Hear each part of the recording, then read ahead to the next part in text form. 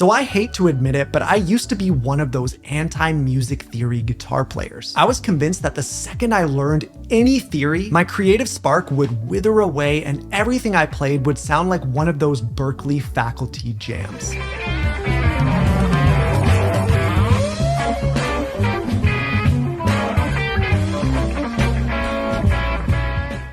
Yeah, it wasn't until I stumbled onto something by accident that I had my mind completely changed, and I want to share it with you. So it all starts with a simple concept. Inside every song, there lives a little core major scale. Our first job is to find that core, and we can do this completely by ear. First, the scale shape. Starting on the G string here,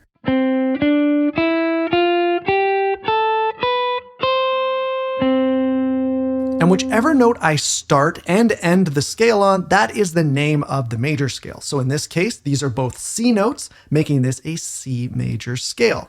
And the shape would stay the same no matter where I put it on the fretboard. So if I moved it up 2 frets,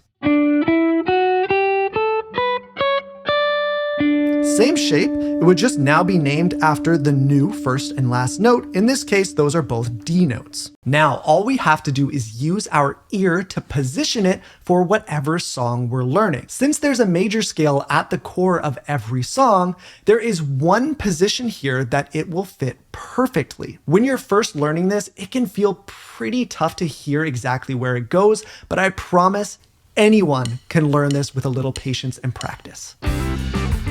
All we gotta do is start playing through our scale and listen for notes that fit and don't fit with the song.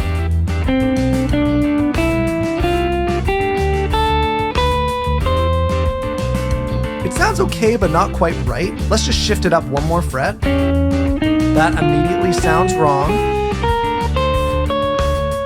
And I would just keep moving this until I found a spot that it sounded right. So in this case, that is gonna end up being right up here.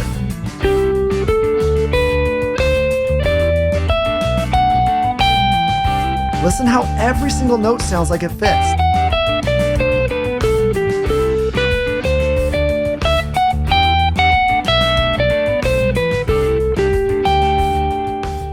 Now, once we're confident we found our spot, we move on to the next step, and that involves adding the pentatonic scale. So there's a reason I chose this specific major scale shape and not one of the other ones, because right on top of my major scale, I have a pentatonic scale in the same key.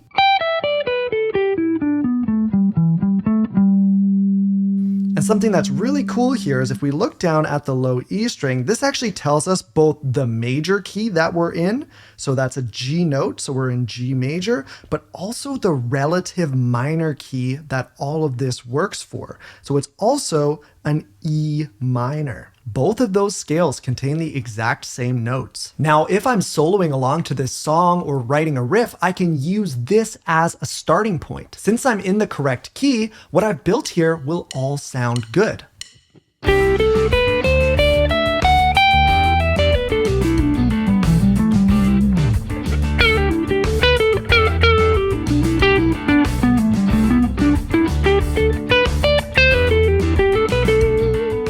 So we know the key and we know a scale that we can jam with. Now it's time for the chords. Once you know the key of a song, we can use a pattern to tell us all the chords in that key. So our song here is in the key of G major. All we need to do is find a G note on the low E string. So here's that G, and our pattern looks like this.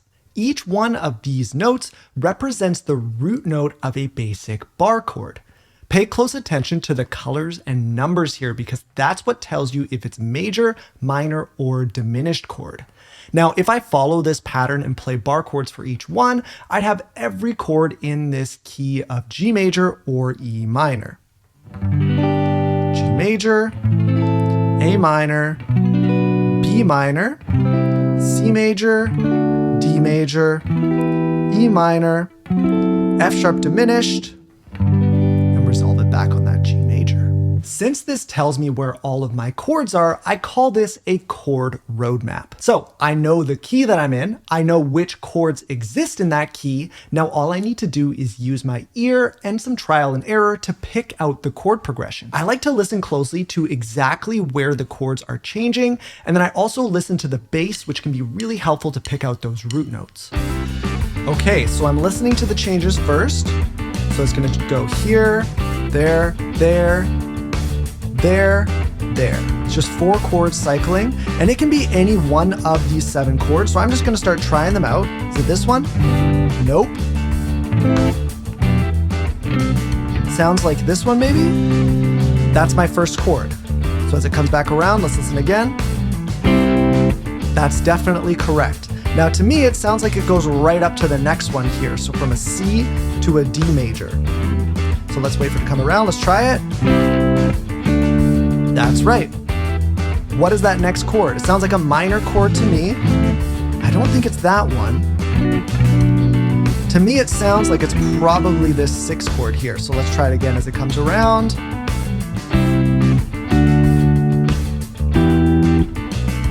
Okay, 3 out of 4 so far. And then it's just that last chord. Nope.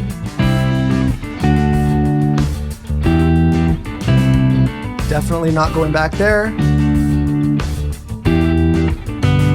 Not there either. Let's try the 3 chord. That sounds right.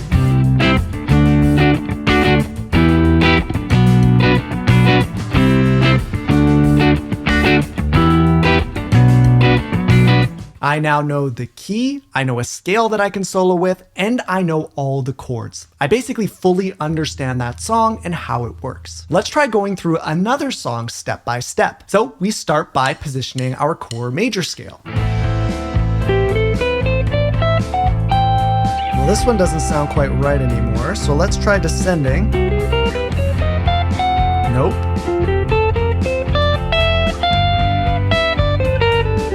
Sounds like there's still some notes that don't quite fit. Nope. No. No. No. That sounds good.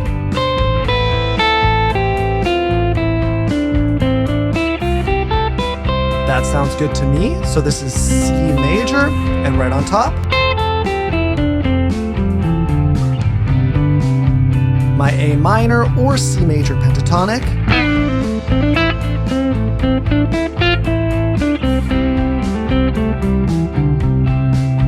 Our next step would be to position our chord roadmap. However, we run into a little problem. We're in the key of C major, so that would mean we need to find a C note on the low E string, which puts us all the way up here. If I place my chord roadmap here, it would be pretty awkward to play all these chords this far up the fretboard. So to solve this problem, we have to use chord roadmap number 2.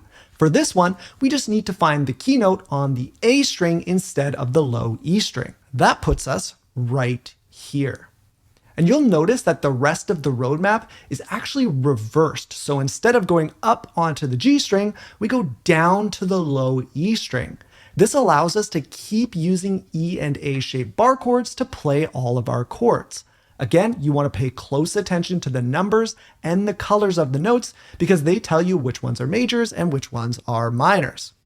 C major, D minor, E minor, F major, and then we go all the way down here for G major, A minor, and then we've got this B diminished right here. So all back on that C major.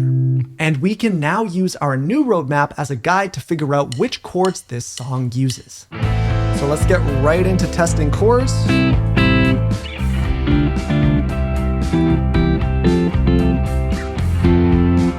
Oh, I think I found one right there. The 3rd chord is that F major. That sounds right. So we got our A minor. It sounds like it goes to a major. It's not that one. We know this one's this one. This sounds like it's going to the G here. Got it. So it's just that 2nd chord, which I think sounds like it's gonna go to that one chord. Yep, there we go. To the F, and then down to the G. And that's our chord progression.